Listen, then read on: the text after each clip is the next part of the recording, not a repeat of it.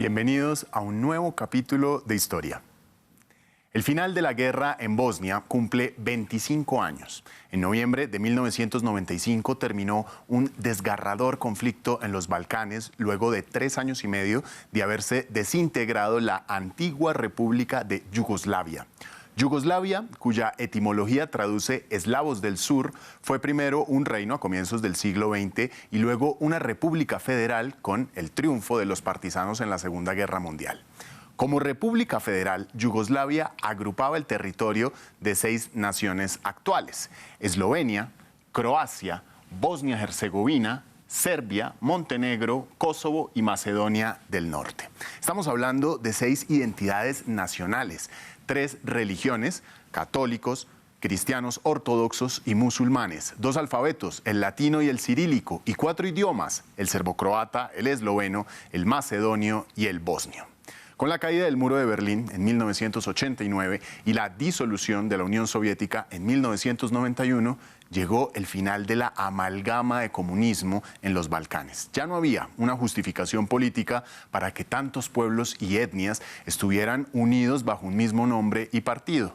Y llegó la hora para los proyectos de estados nacionales soberanos y el camino de la democracia. El primer territorio que comenzó un proceso independentista fue el pequeño país de Eslovenia. Convocó elecciones pluripartidistas y luego, por cuenta de un referendo, declaró su independencia. Inmediatamente, Serbia le declaró la guerra con el argumento de mantener la recentralización yugoslava. El caso fue que Eslovenia pudo repeler a las maltrechas tropas yugoslavas en un periodo de apenas 10 días, obteniendo a su vez un valioso reconocimiento internacional. A Eslovenia le seguirían Croacia y Bosnia-Herzegovina como territorios que buscaron la independencia. Y es en este punto en que comienza una terrible guerra en la cual murieron más de 100.000 personas.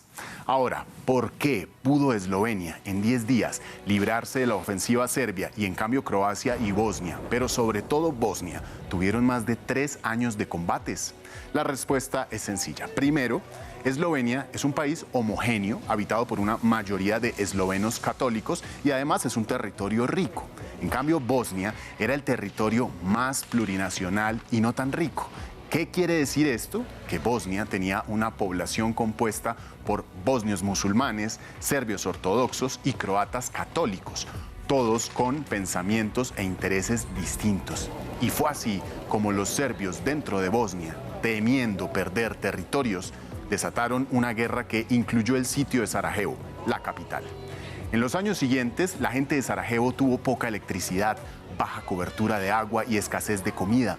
Se trataba de una limpieza étnica, de un odio de los serbios ortodoxos contra los bosnios musulmanes, materializado en constantes bombardeos y disparos de francotiradores desde las colinas alrededor. Más de 11.000 residentes de Sarajevo murieron. Una guerra que enfrentó a vecinos contra sus propios vecinos e incluso dividió familias enteras. Entre las muchas atrocidades cometidas durante la guerra, se cuenta la masacre de cerca de 8.000 hombres y niños musulmanes en Srebrenica, en julio de 1995, cuando las tropas serbias, comandadas por el general Ratic Mladic, invadieron la ciudad que estaba protegida por cascos azules holandeses. El mundo entero se demoró mucho en detener este conflicto. Solo en noviembre de 1995, hace 25 años, se puso final a este derramamiento de sangre con los acuerdos de Dayton, concebidos en la base aérea de Dayton en Ohio, Estados Unidos. Fue el comienzo para que los líderes políticos de Bosnia, Serbia y Croacia acordaran separar el país en 2 regiones autónomas, una dominada por croatas y bosnios y otra dominada por los serbios. In a civil war like this one in Bosnia,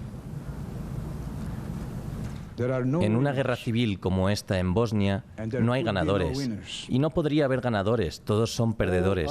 Solo la paz es una victoria. Las soluciones logradas aquí incluyen concesiones dolorosas por todas las partes.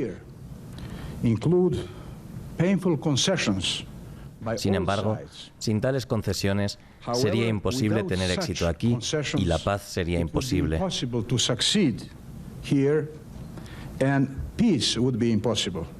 La Corte Internacional de Justicia declaró la masacre de Srebrenica como un genocidio en contra del pueblo bosnio musulmán. Años después adelantó juicios. Mladic, el líder de las tropas serbias, fue condenado en 2017 a cadena perpetua por crímenes de guerra, incluido el de aterrorizar a civiles en Sarajevo durante el asedio y el asesinato de las víctimas de Srebrenica. El líder político serbio Radovan Karadzic fue encarcelado de por vida. Y el entonces presidente serbio Slobodan Milosevic murió de un ataque al corazón en una celda de la prisión de La Haya en 2006. Esto mientras esperaba un veredicto judicial por los cargos que pesaban en su contra de ser el autor intelectual de los crímenes de guerra en Bosnia. Gran parte de las evidencias que tuvo la Corte Penal Internacional para condenar a estos líderes serbios fue la exhumación de miles de bosnios enterrados por las fuerzas serbias en fosas comunes. Un capítulo doloroso para los Balcanes y uno de los últimos conflictos europeos, porque cabe recordar que 3 años después vendría otra guerra adelantada por los serbios, la de Kosovo. Llegamos al final de este capítulo. Soy Andrés Suárez Jaramillo. Gracias por compartir estas historias que las encuentran en los programas de France24.com.